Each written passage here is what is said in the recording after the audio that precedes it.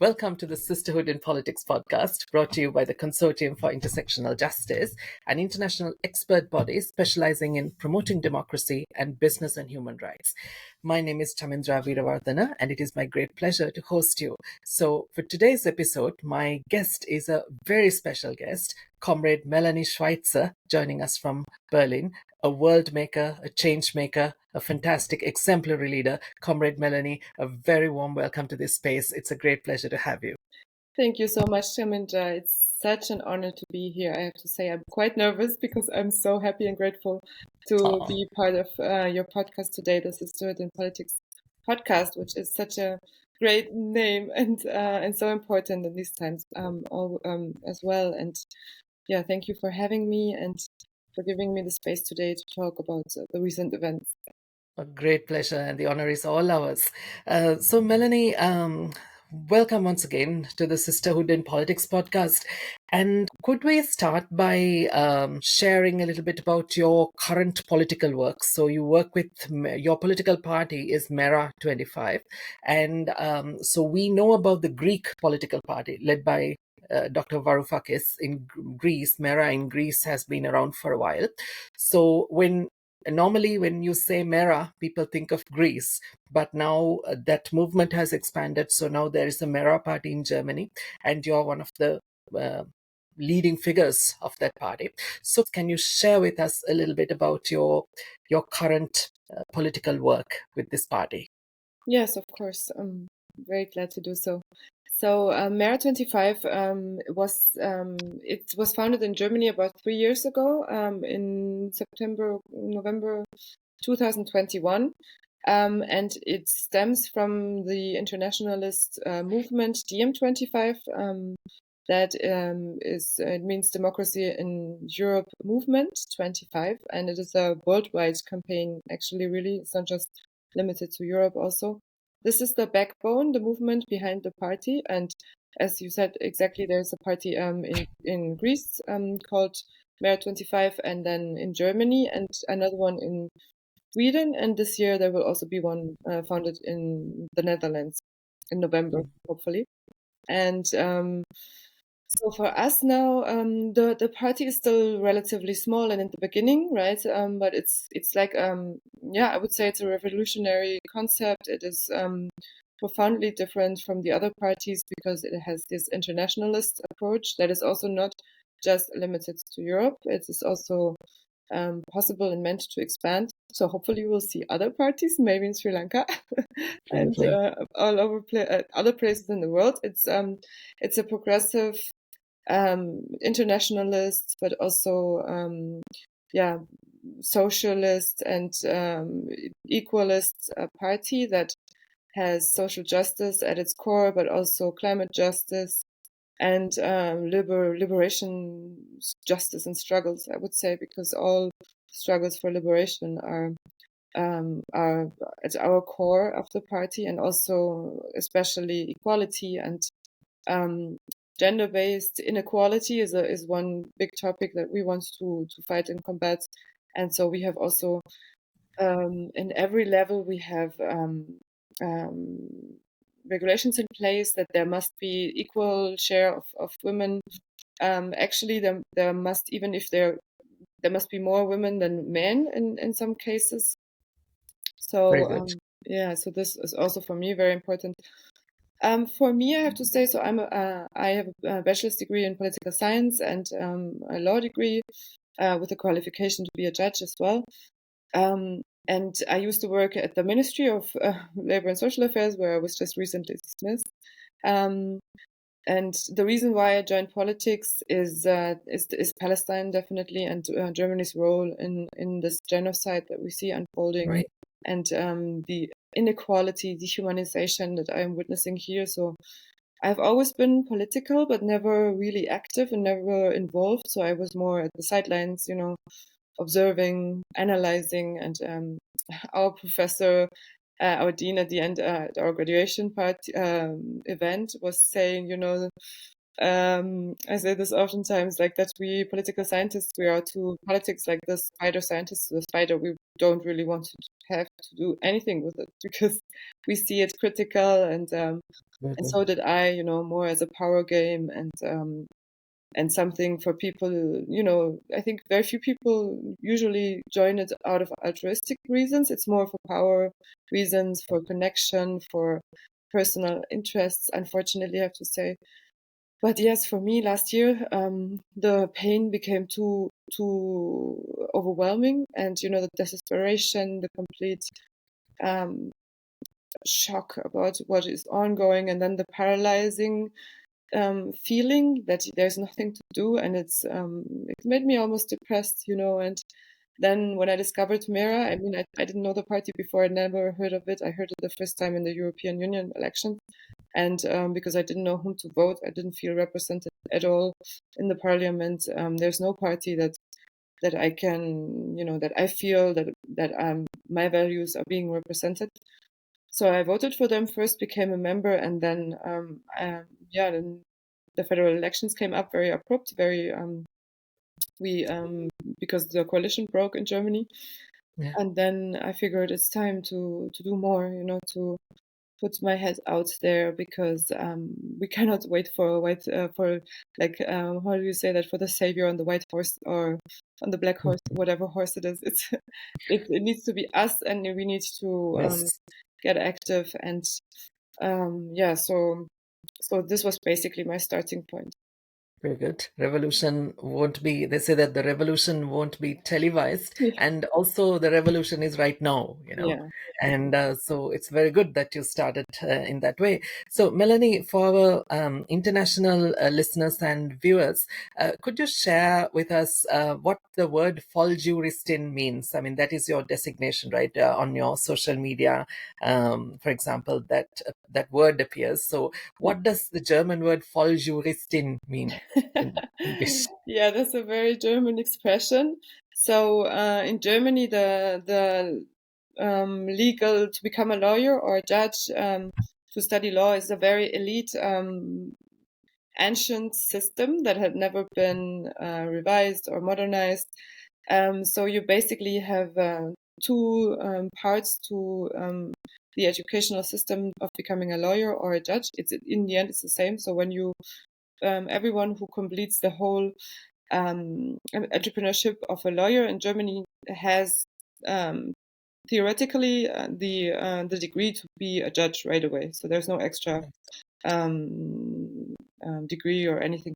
And so there's the first time which is only university, and after that you have to do a bar, like a state exam. It's a bar, and when you do the first one, you are a jurist, like a lawyer, and then, but with this, you can neither be a judge nor a lawyer. I mean, an advocate in this sense. So then you have to do 2 more years of also writing exams and doing practical bits and parts. And then there's the second state exam, the second bar.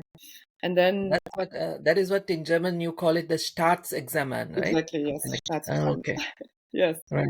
And then after you have completed the second part, then you usually call yourself a jurist when you are Oh, not working as a lawyer or as a judge, but like me, as a senior policy advisor in a ministry or in anywhere else, then, but I have this degree of being a jurist. right. Very good. So, Melanie, this is a good starting point for our next question.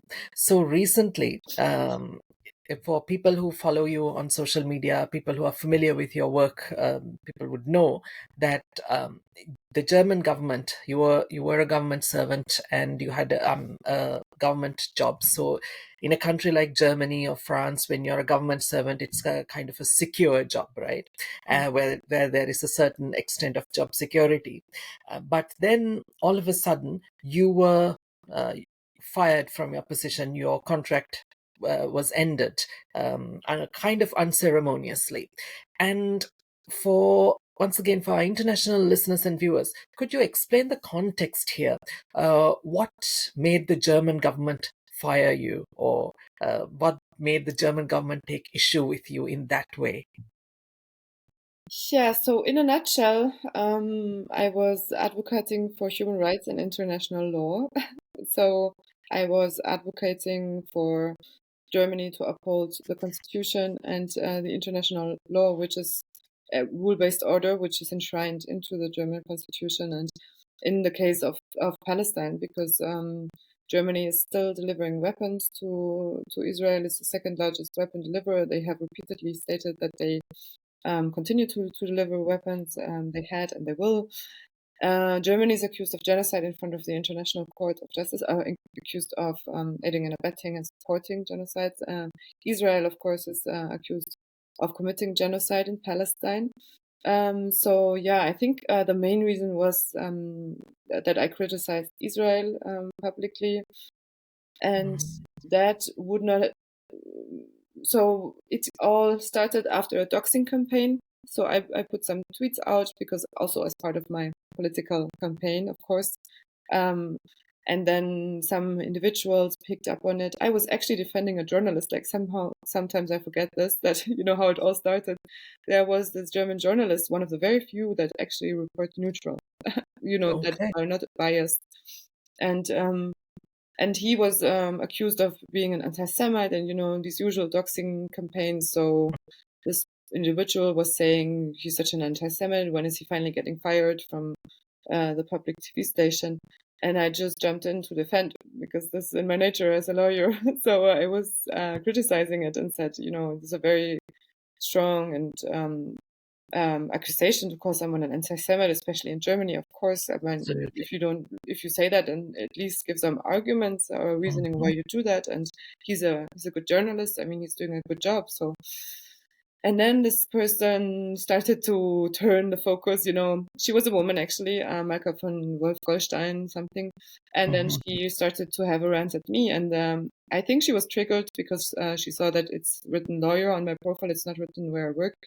But, how come there's one lawyer that is speaking up for Palestine is not being fired Right. yet, apparently? So she went on LinkedIn, and on LinkedIn, I also have a profile, and then found out my name and made some, I mean, not my name, my work, my employer made some screenshots, put it on X, as if I would have put it there, which of course I haven't. Mhm. And then this Bild newspaper, which is one of the Germany's biggest newspaper, it's racist. It's a right-wing, misogynist.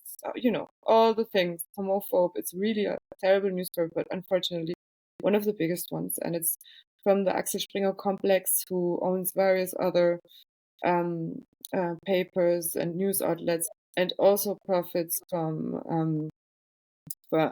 in the West Bank from like listings of apartments there, Right. which is under the German Due Diligence Act, is not allowed.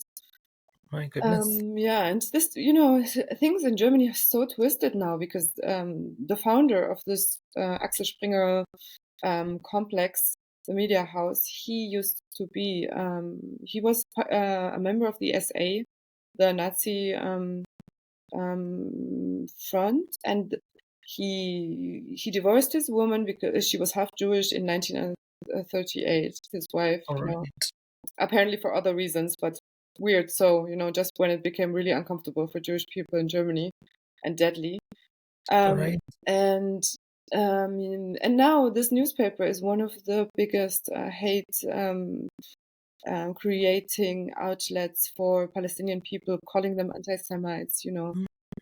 Doing slander campaigns on everyone, each protest in Germany that is in solidarity with the Palestinians and that is anti-genocide is called Jewish hater, anti-Semitic, Israel hater protests. So it's a really terrible Okay. development. And I mean, in the end, I wanted to raise my voice, and do something against this collective societal development that I think is very dangerous for us in Germany.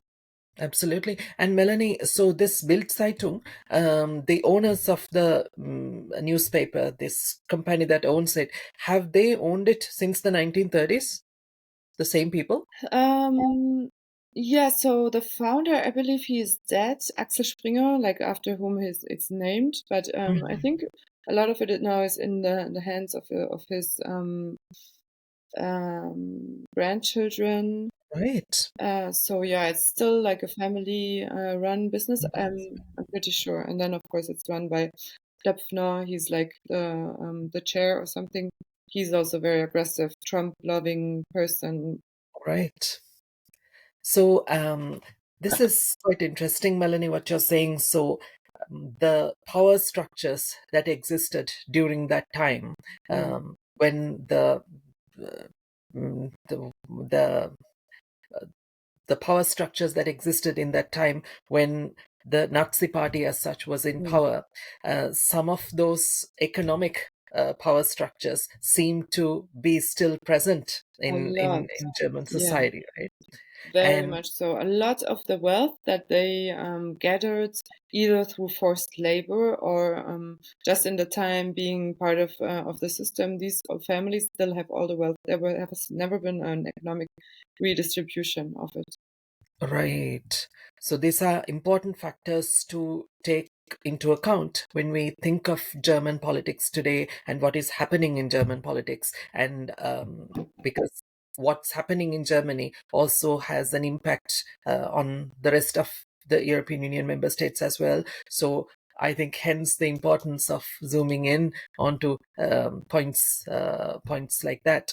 So Melanie, now, the fact that when I heard that you had been fired from your position in the German government, I was very surprised. I was very surprised to read that because, I mean, you have fair employment policies, you have job security related policies, frameworks, so many things, and then Germany maintains also this soft power internationally, right? So there is this whole body of international cooperation work, internationale Zusammenarbeit, that happens especially in global south or global majority countries.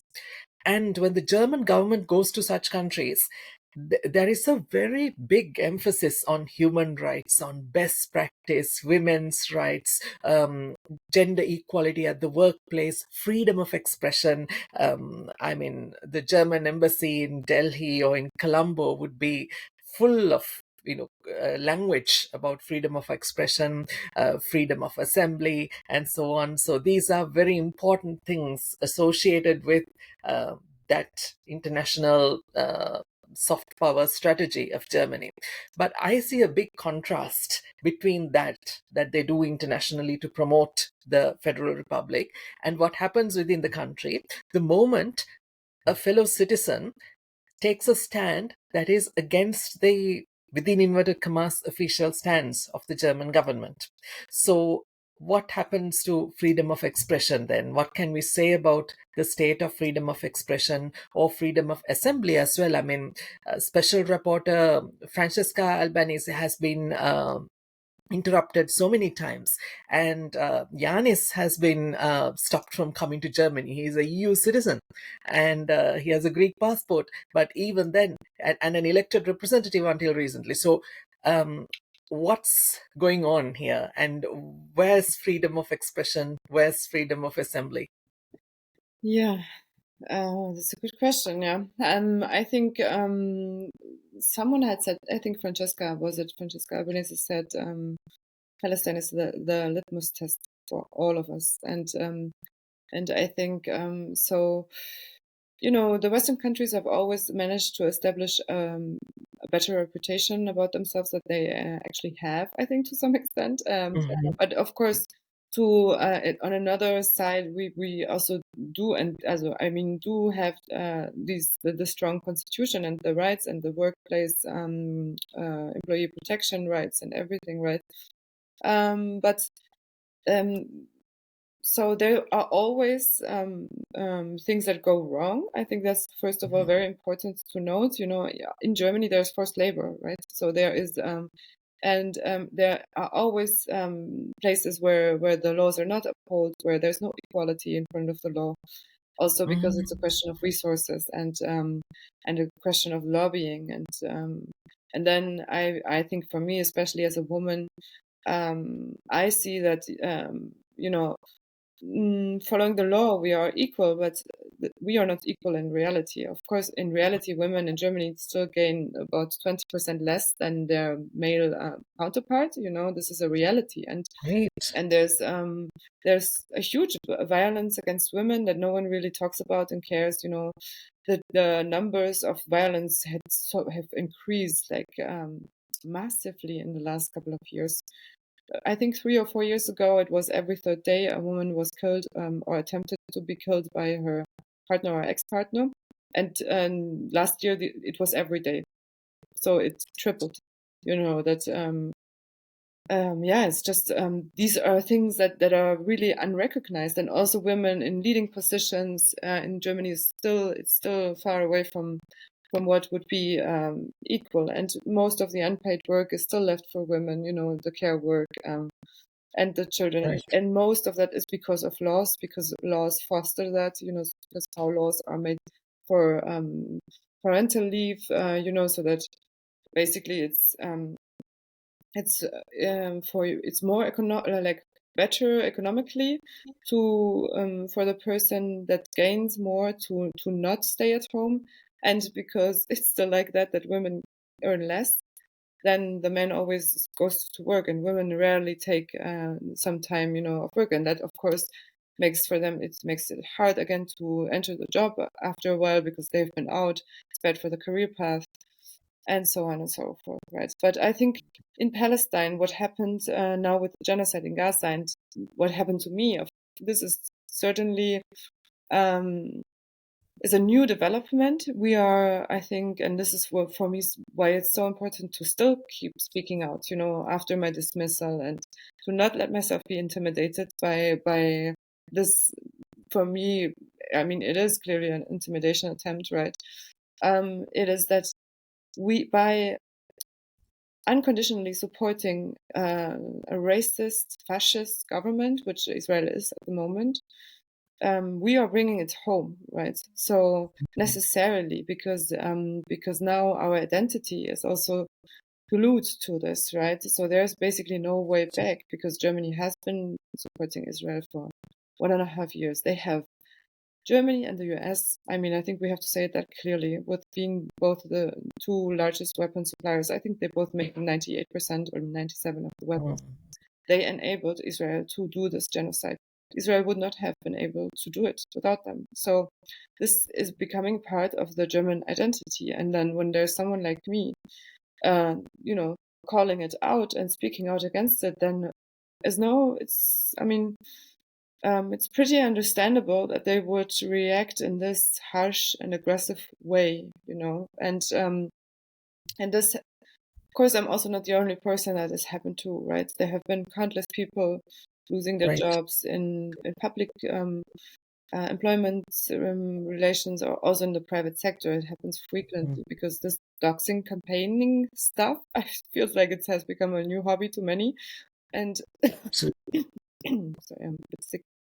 That's okay.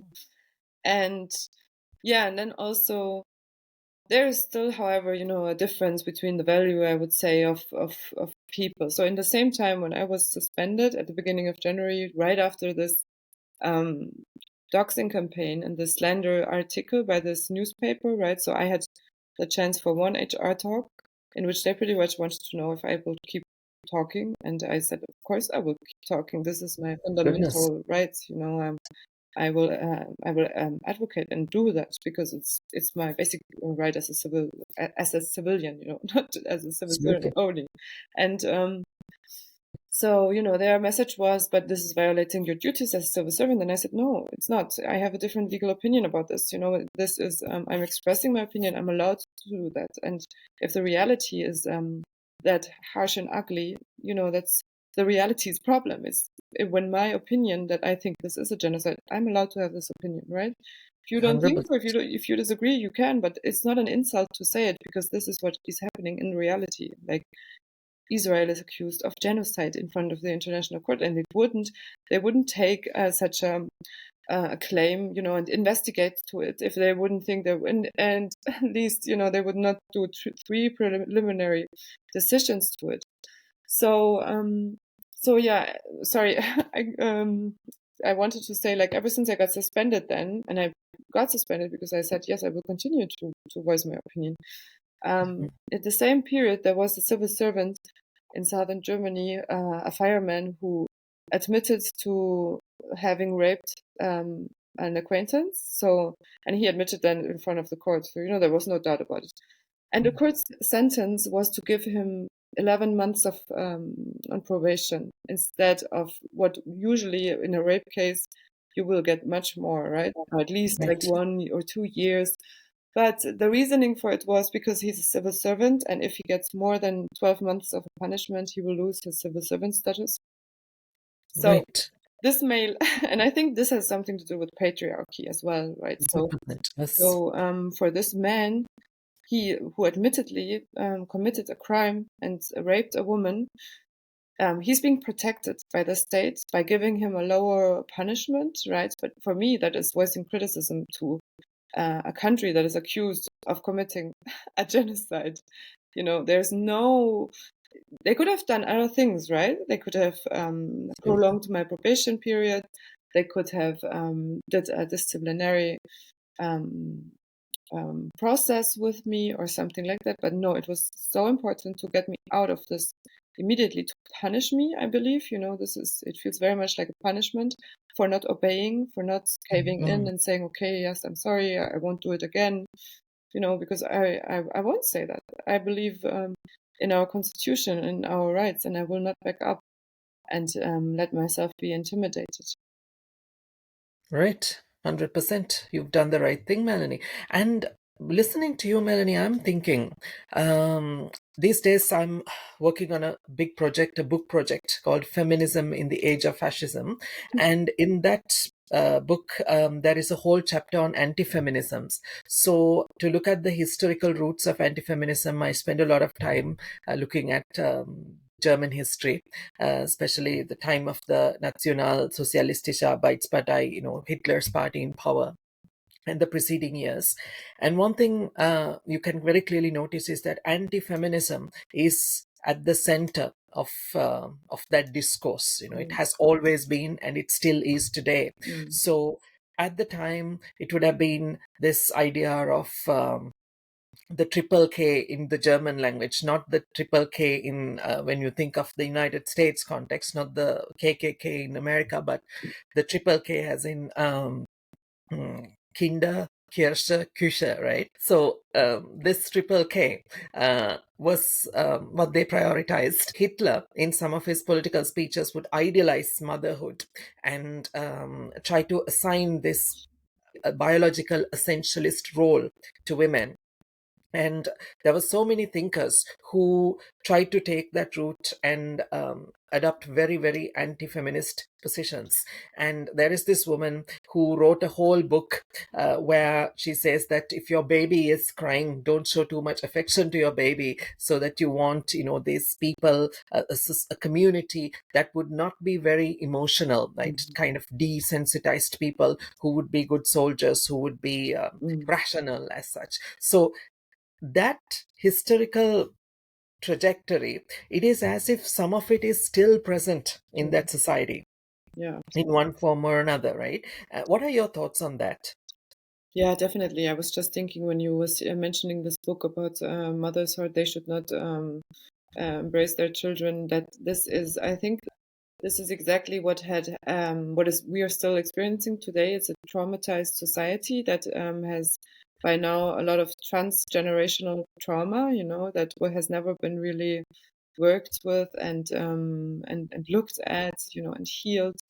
And so it's a cold, this really cold atmosphere that was created during the Nazi regime time.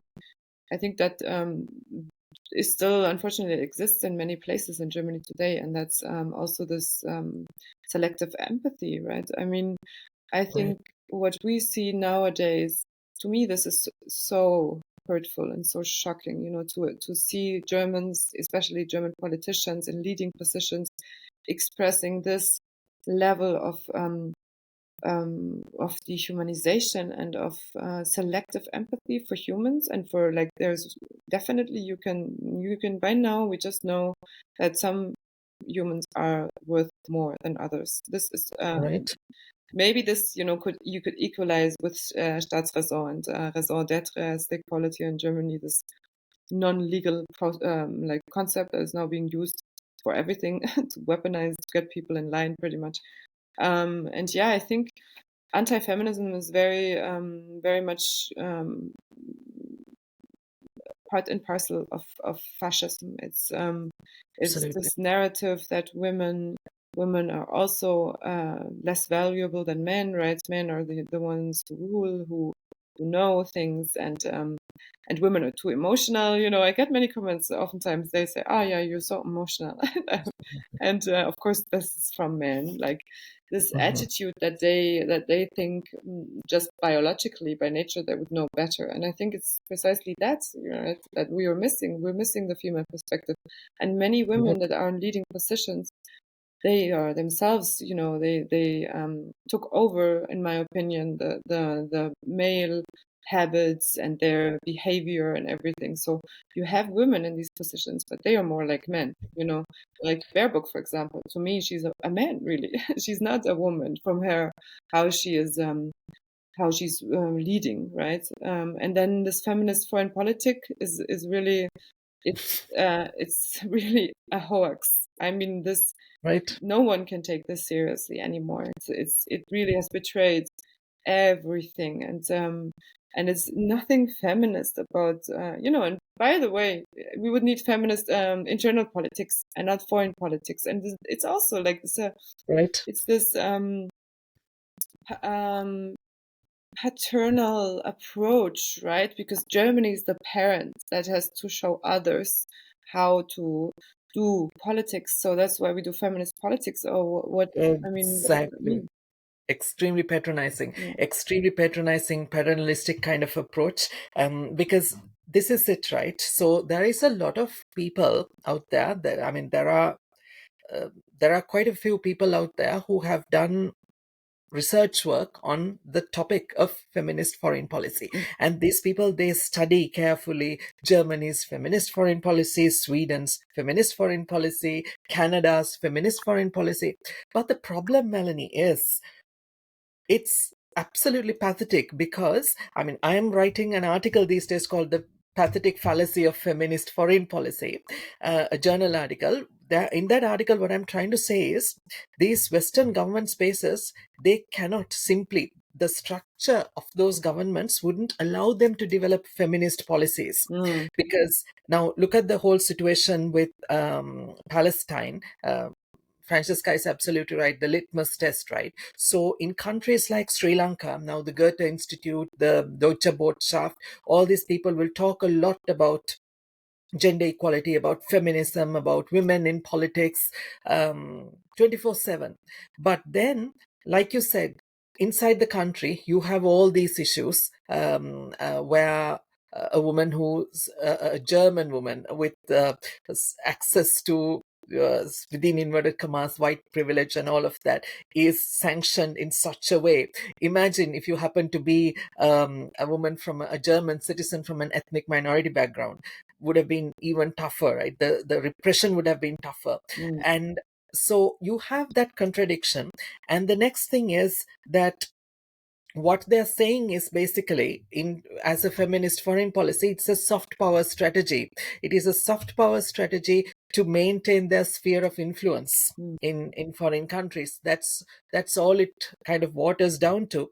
And you made a very interesting point there, Melanie, about Annalena, about how she goes about her business as foreign minister. This reminds me of Christian Taubira, Minister of Justice of the French government under François Hollande. Christian Taubira was first class lawyer, and she was a member of parliament for French Guyana. So again, colonization, right? French Guyana is an overseas department in Latin America. Mm. So Madame Taubira was a black woman in politics, so she used to face a lot of racism, a lot of racially motivated abuse. And in 2013, she was the person who led the process to ratify the Equal Marriage Bill in France, Mariage pour tous, as the Minister of Justice. So since that time, her politics have been, an effort to fit into that French establishment that doesn't really welcome a very smart black woman of her level.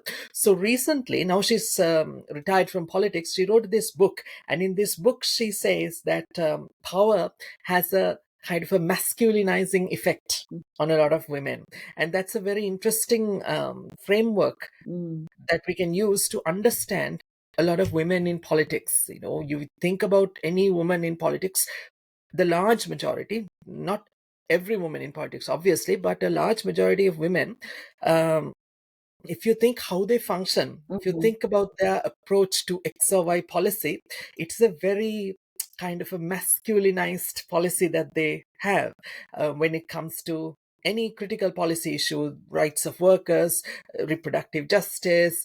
You take any issue and you would see that approach, that way of going around, as if it were a very entitled man in that position. So that is what the patriarchy does to women who try to access positions of power. And Christiane Taubira says that one of the major challenges in her political career has been to resist that urge, where you have to abide by patriarchal codes of conduct when you access a position of power.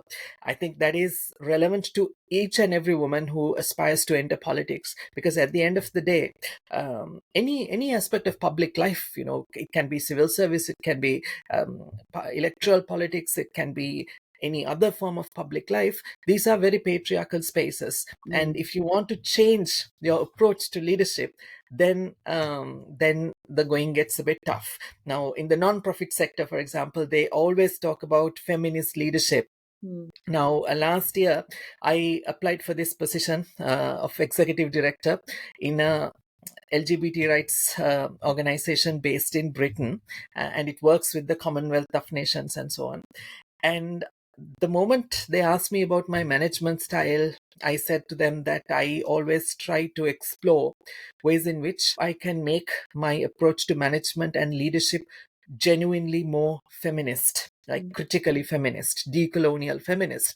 And I could see people's faces, something changing in people's faces. So these are structures where they love to talk about feminism. They love to talk about, we want to respect feminist principles, that kind of language, but they don't want people who would actually make those changes happen as well. Not at all. So, and these are the contradictions that we have to live with, So it's very good that you raised that point.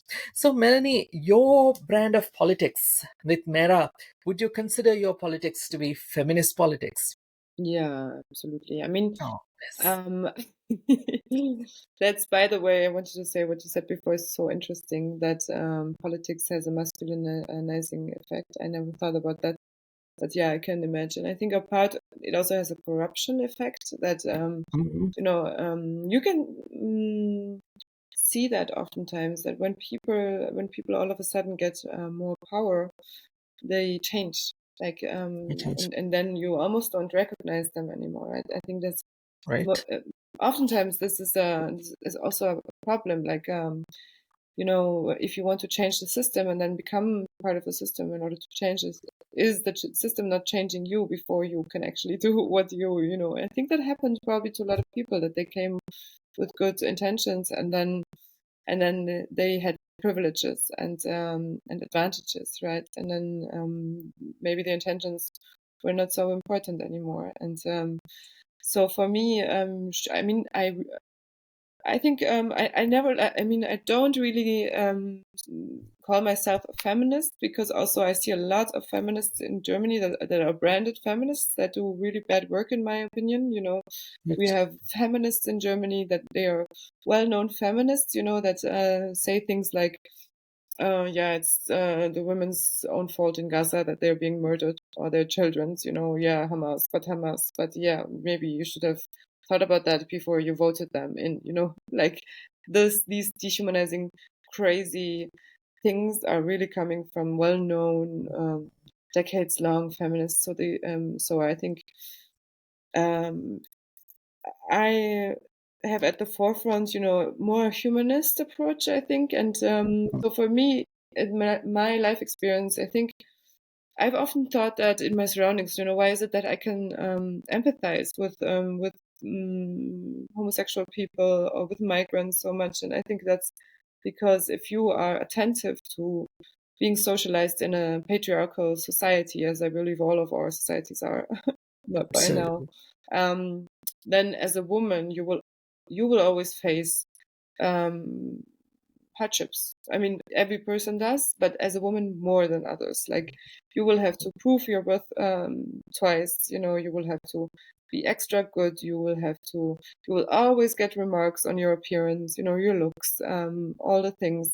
When you grow up, because all our surroundings, you have for these juvenile like grown the youngsters, they have these magazines, and nowadays with the internet, I think I also read this.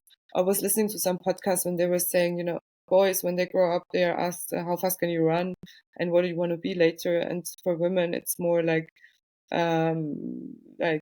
what is your favorite hairstyle, or who do you want to marry, or like not so much of you're also thinking about becoming an astronaut, right? So the the starting point is already very different, and so I think this is why as women we naturally empathize and feel more with groups that are being marginalized and disadvantaged from society, and that have a different stance, right? If we are open to it and connected to ourselves. So I think when trauma kicks in there, and you deny also your female part because you always had to be strong or something like that, then it's also hard to see the bigger picture. And yeah, I think going back to the fascists, anti-feminist and fascism is. I once read a study about why so many women would vote for Trump, even though it is obviously disadvantages for them. And there was also the argument that it's not about facts, it's about belief systems. And because he reproduces the belief systems that they have, which Right. they are, and even though it comes as an economic disadvantage, right? But yeah, politics is also made with fear, and with fear you can rule people much better. Divide Absolutely. and rule, show them an enemy, give them simple answers for very complex issues. So yeah, I mean, I would still definitely, I feel like I belong to the feminist approach for sure, because I think I still have to fight for my female rights, um, and also because I think mm, I admire women in anywhere, at the workplace. I love women only spaces, I have to say, when there's no man, I think it has a different energy. And when I have a yoga class and it's only women, it's just, we have a softness around us and a vulnerability and Absolutely. and the emotionality that is important, that is so dire to this world. It needs this world, this world needs um, our true expression of also being touched and emotional, right? Because also when I see this, the news about Palestine and Gaza, I mean, so heartbreaking that no one is doing anything against it, really, right? But also the conversations, how they're talking about thousands of dead, murdered children, and like it were nothing. And for me, also some leaders like Francesca Albanese are such an inspiration. And to see that she is the first ever woman holding this position, right? And what she's done in this short time, like she is really an inspiration for so many, and showing, yeah, really showing the world that they are going into the wrong direction and making a huge mistake with what they are doing. Absolutely. Big shout out to Francesca. And she does that with a lot of care. And it's very clear that she comes from a place of love and from a place of insight, from a place of knowledge, and also in the face of this much adversity, this much opposition that comes her way, she does that with a lot of elegance as well. And Yeah, that's the hardest thing to do, and you know. also bravery and courage, Right. like you mentioned before, when she was here, that was just a few weeks ago, right? We had organized this event with her together, and the police was everywhere, and political pressure was there to cancel the event. Our venue was canceled. We could only have it because we already knew what's the deal here right now in Germany. So we had plan B, plan C, and plan D, to back up Hmm. and all of that. And it was such a tense day, and when she arrived, she was just like determined to fight this. And for all of us, I feel like the people who are in this liberation movement and fight against this injustice and trying to bring awareness to the society, we are a little bit actually traumatized by now, by all this slander, campaigning, and this silencing, doxing, all of it, And so when she was here at one talk, I heard her also saying, like, she believes that we are traumatized because we're constantly laughing when she says something, like this is a sign of a traumatized society. Absolutely. Yeah, and I think it Absolutely. really is. And when she came with her energy, like a force of nature, like this lioness that's just here to fight and to not obey to Hmm. all this masculine pressure and oppression and power game, right? Because it is also a fact that most of the politicians in Germany are male, and in Berlin, the mayor, who was, I think, responsible for a lot of this pressure, and who is, of course, in charge also of the police force in a wider sense, is a male, very male, behaving, person. So it was this moment also of female liberation for her, to lead this Absolutely. rehabilitation, of Hmm. or giving us back some of the dignity, we had lost in the last couple of weeks and Yes. months. 100%. That is so true. And what you said about feminism, that is also very interesting because in quite a few rights movements, for example, in India, in Dalit liberation circles, there are a lot of Dalit women who do very important work who are a bit reluctant to describe themselves as feminists because, in the name of feminism, a lot of harm has been done in those movements. And in Europe, you see that. In North America, you see that. So, like you said, if there is somebody who has no empathy towards the daughters of Palestine, towards the sisters of Palestine, or the daughters and the sisters of Afghanistan, or in Yemen, but they have sympathy for the daughters and the sisters and the mothers of Ukraine, then we have a problem, Mm. right? So, who are you defending? Whose interests are you standing up for? So, again, I mean, when these things come by, my way of analyzing this is to go back to basic feminist theory, the best of feminist theory out there, to Dr. Bell Hooks, to the black feminist tradition of North America. Bell Hooks calls the system we live in the imperialist, capitalist, white supremacist patriarchy. Mm. So, good feminism to me has to be a kind of feminism that challenges the imperialist, capitalist, white supremacist patriarchy. Yeah, Now, if you're not challenging that whole structure, yeah, then what you're doing is it can be a form of anti-feminism in the name of feminism. yeah. That happens. Or there are some people out there who are genuinely feminists. I mean, it's clear that they have some feminist principles in them, but it is an insincere form of feminism because Mm. they haven't done the work to challenge that structure. So, what's the point of your feminism, right? If you're not Mm. challenging the patriarchy head on. Mm. So, it's a very important point you raised. And also, to conclude this section, I would say that, coming to public life with a sense of empathy, with a sense of care, with a focus on love, it's the most powerful thing you can do. Mm. Yeah. It's the most powerful thing because a lot of people who are at the opposite end of the spectrum, who come to politics with zero empathy, it's a very fragile position, Melanie, at the end of the day. It's their fragility that they're showing by their behavior, Mm, basically. And in the case of Palestine, in the case of how the German government reacts to this whole question, is a good example of that absolute fragility. mm, yeah. You Yeah, know, yeah, absolutely. Also that the system is, the system is weak because it is so violently acting right now, So, I mean, in my case, I'm just a very unimportant, legal advisor in some, like on the lowest positions of the ministry. They could have just, like looked the other way, and that would exactly. have made them much stronger, actually. But now Mhm. they have created a huge scandal about this, and because they are so eagerly to suppress any dissent that is out there, and this is it's shocking at first, but it's a huge message of hope, actually, because that means the system really is weak, and that they always want to tell us that we cannot change things, but of course we can if we are talking about this. So they want to suppress any conversation about this because they know they cannot win the arguments at the end because there's no Exactly. room for winning, right? So Exactly. yeah, and it's also very interesting what you said before. I think when you said it about these two types of feminists, that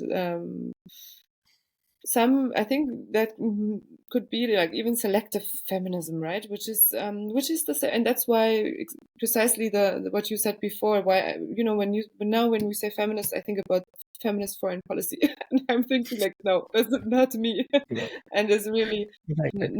not understood the system as a whole, and these older feminists, or we would have other feminists that are also young, that really it's this hypocrisy, right? It's exactly the hypocrisy that we see Extreme in German hypocrisy. politics, like Yes, going around the world and asking other countries to uphold human rights when they are themselves are destroying them, destroying the system, the international system that was built really very much because of Germany, because of the atrocious past and everything. yeah, So there are always parallels in everything, I think. So in the feminist movement, it's a parallel to the human rights movement as a whole, right? And all these, because in the end, everything comes down to the same source, and it's as you were saying, like the black, what was it? Feminists fighting white supremacy, yes. capitalist system. Yeah. Imperialist, capitalist, white supremacist patriarchy. Yeah, because in the end, this is all parts and parcel of the same thing, right? It's Absolutely. capitalism, I think, is really, for me, this is one of the root causes of all the misery and the problems that we are having. It's like Absolutely. responsible Indeed. for the climate crisis. It's responsible for global exploitation, for like a really havoc and crazy economic system that is designed to keep the countries of the global south down, so Mhm. that countries in the Western world are profiting and prosperous and everything. And it needs racism to work, and sexism, Yes. and militarization, because if you don't have this constant racism, then you couldn't justify why some people are living from nothing, right? And for us, I mean, of course, this could be changed, right? So one of my specialities is actually business and human rights. So this is um, my expertise in law, how I was trained, and the practical experience that I had made. And so it's the part of business and human rights is the due diligence law, and like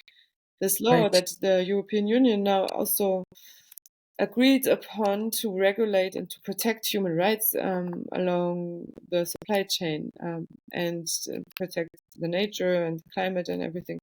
And this is so necessary because it's multinational corporations that are doing all the profits from Mhm. everywhere, that dictate the prices. And really, when you go to those countries in the global south, you see that they pretty much are subsidizing our way of living, which is ridiculous. Absolutely. Yeah, and Yes. and actually just it's outrageous because Hmm. they have no other choice, and because the power structures are just like that, right? And this to me is um yeah, this is just really these are the problems that we really have to fight. And of course Absolutely. they always entail exploitation of women, and women doing a lot of the work and then being extra exploited in many cases. And then I see, now we have Ursula von der Leyen, which is the president of the European Commission, right? Which is not elected Hmm. by any constituency. She was like pretty much put there. And she was basically also taken out of German politics because there was a corruption scandal. Now, Right? this male characteristic female woman is leading the European Commission for the second time. And she is now going to deconstruct this European supply chain law. There have been plans made that she is going to take it apart. It had been voted on after a long fight and difficult discussions. The member states voted on this law, and now she wants to open it up again, take all teeth out, Oh, and goodness. and this is horrific. She as a woman leader should not do that. It's really, we can see politics in Europe now are shifting just to militarization, giving up on basic values and really running or letting themselves be dictated by the lobby interests and lobby groups and the big money. Exactly. Exactly, which is like shooting oneself in the foot. I mean, Yanis says this very well, in a very articulate way, and one can only hope that as many people would listen, because that is a message that really needs to be shared in Europe today. Because this kind of militarization and strengthening the hands of the few, as in the wealthy few, Mm. it's very disastrous. And Melanie, these things have existed in the past as well. Like when we think of the history of German politics, so the last 100 years, so obviously it's a place where some of the strongest manifestations of fascism can be found. Fascism found a comfortable home in Germany, but at the same time, we've had amazing change makers like Clara Zetkin, then Rosa Luxemburg, then their colleagues who worked with them first in the old SPD and then in the Communist Partei Deutschlands. And if you look at the work of Rosa Luxemburg, right, it's a call for transformative change, progressive change, and a very inclusive brand of politics. And for that brand of politics now, Rosa paid a very high price, right, in the Weimar Republic. And then Clara Zetkin also, I presume, probably would have faced the same fate, but obviously she was quite the senior citizen by that time. And maybe the SPD in power may not have seen her as an equal level threat as Rosa Luxemburg, because there's a 14-year age difference between the two of them. Rosa Luxemburg is 14 years younger than Clara Zetkin. And what are your inspirations from the history of Germany when you think of politics in your political work? Do you sometimes think of Rosa Luxemburg, or do you think of Clara Zetkin when you go about your political work? um, I have to say no. It's not that they are very much present in my now day to day political work. I think I have for sure um, like female leader roles that I look up to, but that would be rather Rosa Parks or from Right. the US, like some women leader that fought also this anti-colonial fight and this Absolutely. because yeah, and to be honest, in Germany we don't get very much educated about these struggles. We learn a lot about the Holocaust and in our history lessons, but not really so much what was also before. And then of course, what I regularly think of is of course Sophie Scholl, for example. Right. Um, how brave she was with her 21 years, to start this resistance group and to be killed for it. Hmm. And yeah, of course, Anne Frank, and yes, so subconsciously, probably more than consciously, appear, every now and then, where I think these were really brave women and leaders, but yeah, it's sometimes also hard to nowadays, because everything's happening so fast all the time. So there's one happening after the other, and nowadays it's, at least in a German context, I feel more that there's really no role model anymore. I feel like I am estranged to the society. I would wish for a female leader that would just lead with compassion and some sort of humanity, and not like this robot style. We had so many really horrific examples in the last couple of weeks, especially from women, where it's shameful to be a woman, rather. So there's no one to look up to. So, our Senator for Culture, Claudia Roth, when Norderland was showed in Berlin, in the Berlinale, and they clapped, and afterwards she was saying, I was only clapping for the Israeli. Like, My God. and these, there's a fundamental missing of decency, morality, and character. I think what I see nowadays, and it is really Absolutely. it's very disturbing. It's very concerning, and of course, Kamala Harris in the U.S. is the same. I mean, these women they are whitewashing their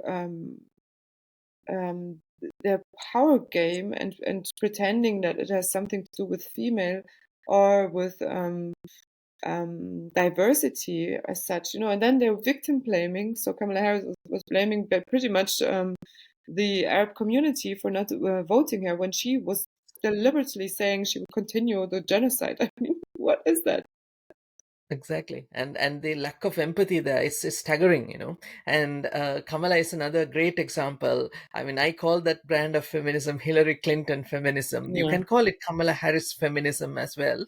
It is not a feminism, actually. It has nothing to do with feminism. It is just a strategy to maintain their power and to sustain that imperialist, capitalist, white supremacist patriarchy. That's the business these people are in. exactly. And now that is saying that Clinton feminism and von der Leyen and Harris, and I was just thinking about, there's this one woman in Germany, in Berlin. She is coming to every single protest, from the anti-genocide protest, where a lot of the Palestinian community, but Arabs in general, and basically all migration backgrounds, because they understand the struggle. She's coming there every single time with like a paper with flowers, and then a paper that says rape is not self-defense, and and then she always has a protection of 5 police officers. And this is, to me, this is the embodyism of Germany today. Nowadays she's going there. I mean, up to 50-60,000 of people have been killed, right? So at least 13,000 women. We don't know actually the numbers, probably much higher. It's probably 300,000 or something. And this woman has the audacity to go to these protests. She doesn't give them the time to grieve their moment of like collective um, gathering, of expressing their Right, outrage, of seeing their family being slaughtered every day. A lot of these people have family in Palestine, right? right. And Absolutely. this is for me what is so wrong in the German feminist approach. This is exactly what we have been talking about, what you have been saying before, like this selective feminism and one-sided approach. And she was in a news show saying that even when the Israelis rape them, they're the more humane actor, because there's God. a rule of law, and there will be proceedings around this, which is bullshit. And our journalist who quoted her, she is going to sue. She sued him in court for quoting her. Like this, and this is what we see of females at the moment in Germany, and it reminds me of female characters in the past during the Nazi regime, right? Who were Absolutely. there and who were holding hands and doing all this justification of the worst crimes of all. It is. I think this is a lot of trauma that we haven't healed from, and that goes back a few generations. And so I learned a bit myself about toxic dynamics and surroundings, and there's this thing, this rule: don't trust, don't talk. Pretty much when you are in toxic surroundings, and I think that's a lot what is happening in Germany also. It's this. No one ever really talked about it so much. What we learned it in school, but in private, we didn't talk about what did your grandparents do during the Holocaust. Were they as officers? They work in a KZ or something like that. No, we wouldn't talk about that. So it's Were they, yeah, everyday people living their lives quietly? yeah, exactly. And everyone apparently now was a resistant fighter, which of course not possible. And it's like this. There's this huge culture of denial, and I think that's creating this abnormality. That now this woman can stand at these protests and actively taking away their like right to grieve. And to me, this is such a form of violence. To do that and provoke them and like really don't leave them in peace. Why is she doing Yes, that? it's Because she doesn't. extremely violent. Yeah, because she is completely lost, I think, touch to herself and to her own 100%. being. 100%. And what you said earlier, Melanie, a certain sense of historical amnesia. It's a term Shashi Tharoor uses when he talks about Britain. Britain has a historical amnesia about what Britain did during the British Empire. In Germany, I think what you just said about the Weimar Republic, for example, that time, how the SPD used the Freikorps to attack the communists, like progressive people, that kind of history I don't think is properly taught in schools and stuff. So Not at all. there is a generation that grows up without having that insight into how progressive social movements were suppressed Yeah, in the country. So I think all of this is also in that historical backdrop. These things have something to do with what's happening today. yeah, it's complete. Yeah, exactly, because it's been denied, and as you're saying, perfect expression. Yes, historical amnesia. That's the SPD somehow managed to have like a perfect, nice reputation everywhere, but these dark dots are completely Right. put like under the rug, right? And but on the other side, the left party, Linke, who Rosa Luxemburg was actually attached to, right? So Right. they are the ones in Germany like notoriously stigmatized because they are always like related to in the German like memory minds. They are always related to the DDR, SED like movements, the communists. So Hmm. from there, they will always be stuck with this really bad reputation, right? But the SPD somehow, even though they have a very questionable history as well, Yes. they managed to Very completely. questionable history. Yes.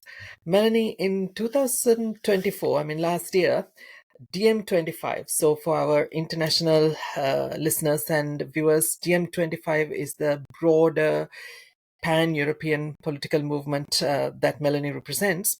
DM25 wanted to organize a Palestine Congress in Germany. And Melanie, what was this Congress about? Were you able to host this Congress? What really happened there? Yeah, so of course we were not able to host this congress in Berlin. There has been a decade long, sorry, weeks long campaign about this newspaper that from this newspaper I mentioned before. So the newspapers, this newspaper owns this media complex owns plenty of other newspapers, and they were all titling Jew Hater Congress in the middle of Berlin. They are coming to Berlin, to spread Israel hating propaganda and stuff. So the public had been instructed to rally against it, and then also the police force. So there were various attempts to stop it from happening beforehand. This was legally not possible because it was just a privately organized congress that was meant to host people Palestinians and others to talk about the situation, to talk about Palestine. There was Dr. Abu Sita invited, who was in Gaza as a doctor and saw it firsthand. So many things happened beforehand, but on the day there was a great intimidation campaign, and the mayor, the one that I mentioned before, Kai Wegner, he was publicly announcing this is not going to take place in Berlin, very authoritarian, we will stop this from happening. And then Dr. Abusita was held in the airport, so he was sent back. He was not allowed to enter Germany, which is totally outrageous. It was ruled later on as unlawful, of course. And Yanis Varoufakis was also denied entry. He was also denied to have any political activity, like even via Zoom. And then, so the police pretty much prolonged everything at the beginning. They did very questionable things, intimidating the host who was hosting and renting this place to the Congress, and then having the fire force come over to check the place. It's a lot of very unusual things that would usually never happen in a private venue. And then the first speaker started. There was a video stream, and the police immediately took out electricity, like literally, and everyone. There was a huge confusion. People had to stay. There were children and elderly. They were all left in the dark. Basically, it was very intimidating. These policemen in riot gear, and they just stopped this Congress from happening at all. Right. They set a precedent for what has followed since, right? Any event in Germany which focuses on Palestine, and it could focus on the political concerns of Palestine, land rights or environmental justice or art or culture or craft or even a Palestinian food fair would be subjected to this kind of scrutiny in present day Germany. So that is where we have a problem. So, Melanie, see, when it comes to the German establishment's difficulties with Palestine, at a recent public appearance, I was watching you, and you mentioned something interesting. You said that the German establishment never really de-Nazified. So could you explain what you meant by this statement? Yeah, so first I would say actually this was not the starting point for this great repression and aggressive state behavior. So 2-3 years ago, but of course this was the most visible one, and I think that caused the most international outrage, because it was because internationally this was very much recognized what was going on, but internally it started much longer than that. So 3 years ago, the German authorities banned the Nakba demonstrations completely, and this was precedent, and this also didn't start with the Palestinian movement. It started actually during Corona times. This is it's interesting to see, how it is going from one issue also to the other, and the hostilities against the Palestinian community have been gradually raised over the last decade. So, I would say a few decades ago, there was huge solidarity with the Palestinian people, especially in the Eastern German parts. I have a picture of an old stamp from the DDR with the kufiyeh on, and it says "Solidarity with the Palestinian people." So this, and I think it shifted generally, globally, at least in Europe, a lot. And of course, it's also thanks to the the media, the communication work that the Israel lobby is doing, I think, so this is very successful, because they have reached many different spheres and lobbying groups, and and also put I would say influential people at some places, right, where they can just influence the public opinion more or less. And then, it goes hand in hand with the global fight on terrorism, which basically is merely a campaign against Muslims and Yes. Arabs and also other people. So this is an othering, like excluding others from the discourse. Absolutely. And I think also for us, the shift and the intolerance of differing opinions had also started much earlier before that, but now it's spreading and it's increasing at every step. And then so what is also now a lot happening is the defunding of decolonial projects. There was a decolonial university branch, I think, that they closed just recently, a Right. few weeks ago, or months, in Hamburg. So there's a really a campaign against decolonial studies and efforts, right? Because I mean, in the end, Israel is a colony. I mean, it's a colonial project, Absolutely. it's a colonial idea, and so of course the decolonial liberation struggle is very much threatening the image that Israel is giving about itself, and there it comes back also that with unconditional support of the state of Israel in committing all these crimes in impunity, we are threatening our own democracy because we are cutting off in the Absolutely. process our own principles and rights.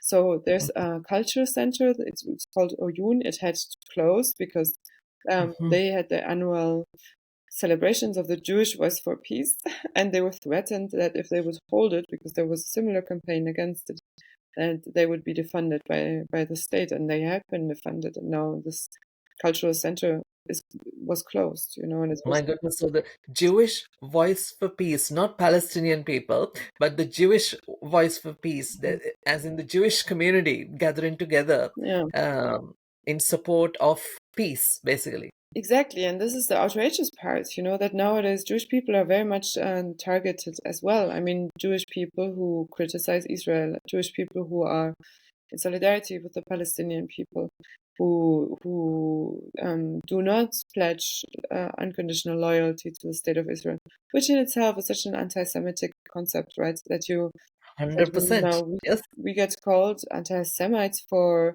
criticizing Israel, but in reality, this is anti-Semitic because Jewish people have agency. They're their own person, and they're not a bunch of people who all think alike, right? And there's a huge harassment against Jewish people who are criticizing that. So the bank after the Palestine Congress, or I think shortly before, because they were trying everything that they could, and the money was given, or the bank account was from the Jewish Voice for Peace, and so the German Sparkasse, who used to back in the days also take money from Jewish people, they were freezing the bank account of the Jewish Voice for My Peace, goodness. and there had been needed like a legal proceeding to to reverse this, because of course it was also unlawful, like the many other things that are happening. Um, and so yes, when I say that Germany never denazified, then I mean exactly that, and that also in the 60s or 70s, there was a time when there was the most of the Nazis were actually in power. They are holding positions at universities, at courts, at corporations. It was also part of an interest of the Americans because it was part of the fight against the communists to have them reinstalled, basically. But also there was, I think because this guilt and remembrance was octroyated, like it was not coming from the German society, like all the other genocidal societies. Most of them never really acknowledged their genocides. And likewise, I think, of course, Germany would have rather also not to, because it comes with shame, Mhm. with making amends, pretty much. And Germany, I think, was not willing to do that. And you see it Mhm. also in their now we call the day of the end of the war basically the day of liberation. But it was not a day of liberation for Germans. It was the day of defeat, because the Hmm. Germans were, in the a great majority, they were part of the system. The system could not have worked only by Hitler. There was a whole Right. army of people and just normal people who choose to look the other way, who choose to take part in it. Exactly. Exactly. And also, Melanie, I think this is a very important perspective. Um, so when the Nationalsozialistische Arbeitspartei, when they came up with this anti-Jewish discourse, most people in general understand it as anti-Semitism, hatred of the Jewish community. But if you delve into it a little bit more, what we can see is it was a hatred against a certain way of life. Mm. If you look at the years that preceded, some of the most important innovations in you take any field, a lot of important innovations were done by Jewish intellectuals, Jewish academics, scholars, and they were very cosmopolitan people. They would have been people who advocated for the rights of others. If you think of queer people, if you think of LGBT human rights, a name we can remember would be a name like Dr. Magnus Hirschfeld.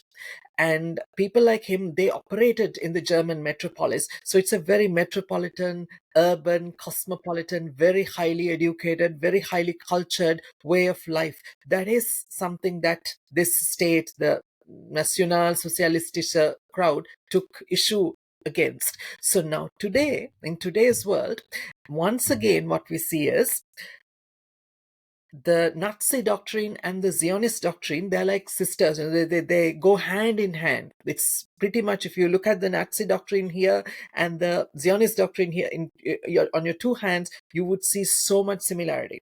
And then the Jewish intelligentsia today, the world over, if you think of Professor Naomi Klein or Professor Jeffrey Sachs or Dr. Gabor Mate or whoever else, these people in the Jewish intelligentsia, the descendants of the people that the Nazis originally took issue with, they are all very supportive of peace. The politics may differ sometimes, how you want to go about achieving a negotiated settlement, but that's a different question. That's an agreement to disagree, right? In places like Northern Ireland, the Good Friday Agreement is an agreement to disagree, an agreement to start a pathway. That's a different subject. But there is overwhelming support for peace, for an end of this violence against Palestinian people in the global Jewish community. Mm. And th- that explains, I mean, the fact that the German establishment takes issue with that cosmopolitan, pro peace Jewish community says something about Germany, about the German political establishment, that there is a lot in common between what we have today in Germany, in the German corridors of power, and Mm. what we had in the 1940s, 30s, and 40s. Mm. Yeah. Just last week when I was in Brussels, I met Katie Harper, presented this Holocaust survivor who was in the crowd as a guest, and after that I had a chance to talk to him briefly, Right. and yeah, he's 92, I think, and Bless. I was saying to him, it's so amazing to see you advocating for Palestinian rights, and he was like, this is actually like kind of an insult to me to say that, because of course I would advocate for them, because Right. the Zionist ideology is actually, they never helped us. They were collaborating with the Nazis, and when I was in Israel, I felt likewise threatened by the Zionist military and police, and this is very much, yeah, it feels wrong that, to point out that me as a Jewish person, that is something special, that I would advocate for their rights, which is true, of course, right? Of course, Mhm. but it's also the Absolutely. discourse that we are being pushed into of because we realize that our voices don't matter really, right? So Hmm. we're constantly trying to find people who are being tokenized by the others to kind of Right. also tokenize them, to show no, but it's not what is happening here. But the those people are not getting a platform really here. Absolutely. And at the end of the day, it's not a Jewish faith problem or an Islamic faith problem. It's not a Jewish people problem. It's not a Muslim people problem. It's a problem of Zionism, Yeah, which is a very fascist discourse, and it's a problem that concerns control of natural resources. It's a problem that concerns power politics. absolutely. Yeah, absolutely. So, Melanie, on that note, we've had a long discussion, and normally the Sisterhood in Politics podcast doesn't go this much long, but today it's a very important discussion we've been having, and it's very relevant to the times we live in. And I hope that a few years from now, that we would live in a world where we'd be able to return to this discussion and say that something or some things have improved. Mm. That's the best hope we can have. So, on a final note, the kind of politics you're involved in, it's risky politics, right? Especially in the present day context. It's the right kind of politics, but it's challenging. And your recent personal experiences show how challenging this kind of politics can get. So, if there are any younger women listening to this, because we have shared challenges, right, in different parts of the world, challenging fascism, different forms, different manifestations of fascism, this is a shared challenge. So to other women, especially younger women of maybe Gen Z women listening to this from different parts of the world, who are interested in your brand of politics, the kind of transformative politics that you represent, that you are involved in, what would be your kind of advice to them, or your word of guidance to them? Mhm. I would first of all say congratulations. I admire the Gen Z. I think they are beautiful and courageous, and they. I've observed, the last 2 years. I think for them, this is not a question. No They question. have learned this, and they are like, what are you telling us now? These are human rights. We learned they are equal for everyone. So don't give us that stuff. And also, they have their information sources is social media, and I have to say, thank God, because social media, of course, it has also some traps, and of course, it's also a danger there. But it is also a big opportunity for us, because we can go around the power structures, of course, also in limited phases, and we all know Meta is shadow banning and all the stuff, right? Mhm. But still, but you can tell and see from Gen Z that they know what to do here, right? And I think everyone knows what's going on. This is not a question of people not having information. It's that people don't want to know, just like it was during the Holocaust, and it is during every genocide. And I would just really tell them, follow your heart, and follow your intuition, and let that guide you, and don't let other people, um, you know, dim your light, or hold you down and hold you back, because I think that happens to women especially a lot. There's a lot. People around Yes. them want to, um, call them back, and make them be in the shade a little bit also, and not be too loud, not be too involved.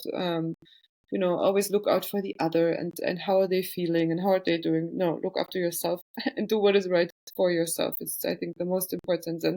And build community, sisterhood. I think Leadership. sisterhood is really what we need. We need women who support other women. And of course, preferably also men. I mean, I really like the concept he for she from the United Nations, because I think it is, and Mm. this is also what we need in terms of Palestine. We need a we for them. Like, we need it for all struggles, because they are struggles to all of us. And I think we have to overcome this individualization, right? Because this system thrives on individualizing us, and making us believe that we have nothing, like that we have no power. We cannot really fight this.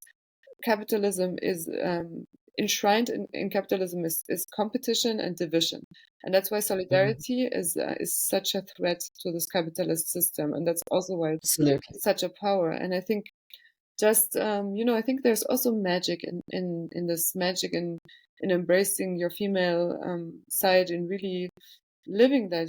I mean, I 100%. do also when I talk oftentimes, or now, it happens to me a lot. I see women in the street. It just happened to me on election day, and we both started crying just because Oh, we saw each other, and our hearts met, and we are worried about what's going on, and and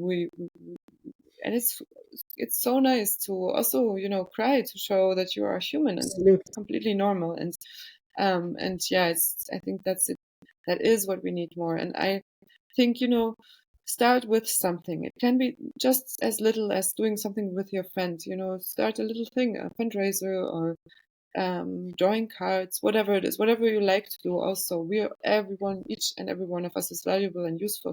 And I think if we find a way to collaborate on a local, global level, we will be unbeatable. And I think many women of us, especially, also hear this calling from inside, right? That it is time now to stand up and rise, and to not let ourselves be told that we cannot, because we can. Mhm. Absolutely. What is it that you say in Germany? Dreimal hoch, three cheers to, three cheers to global feminist solidarities. Yes, You know. absolutely. And so, Melanie, thanks very much for joining us today. And a final question: what are your future plans? What is in stock for you? Are you planning to go into any election campaigns in the near future, or what? Mm. How do you see the coming months and years unfolding for you? Yeah, I don't know yet, actually, because it also depends on my work situation. So I'm going to take legal action against the dismissal, because I think it's a Right. blatant attack on my freedom rights, and I will absolutely have this revised and fought in court, and if necessary, the European Court for Human Rights, or anything that is at my disposal at this point. So yeah, it could also be that I will be reinstalled if I'm lucky, to go back to Hmm. my workplace. Um, and politic-wise, for sure, I am thinking, in so the next elections in Berlin would be Hmm. local elections in the state of Berlin next year. Hmm. And I'm also thinking, how maybe do more strategic work, maybe on a federal level, or on a even, connecting with other countries. So last week in Brussels, I was lucky to meet two members of Mera Sweden, Mera 25 in Sweden, and that was so Right. nice. Yes, and so Very good. to get this internationalist connection, because now Hmm. I'm also in touch with transnational civil servants, right? So it's I think it's maybe also a bit time to go big, and to see what we can do Absolutely. on a global level if we connect Hmm. and network with each other. Absolutely. The way you say personal is political, the same way the local is now global. Yeah. So, what you do in Berlin matters in Colombo, it matters in Brisbane, it matters in Auckland, it matters in other places. So, this internationalism, the political movement that developed with Yanis at the center, it's a very powerful political movement, transformative political movement, and Mm. and you definitely have a role to play. And if Berlin local elections are coming up right in front of me, I see a great candidate to be the mayor of Berlin. Thank you. Oh, bless. Melanie, this has been a great pleasure. Right. Thank you very much for joining us today for this special episode of Sisterhood in Politics. So, on behalf of the Board of Governors of the Consortium, thank you very much for joining us, for accepting our invitation, and more power to you. And may you go from strength to strength. Nice. Thank you so much. Oh, Chamindra, it has been such an honor to be here today with you, to talk to Oh, you and have you as a conversation partner.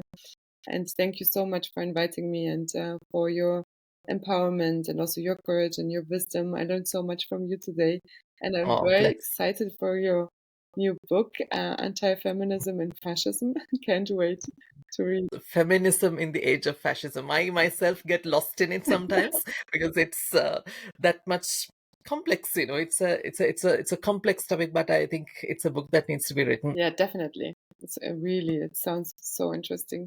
Very much looking forward to it. Thank you very Thank much, you so Melanie. much.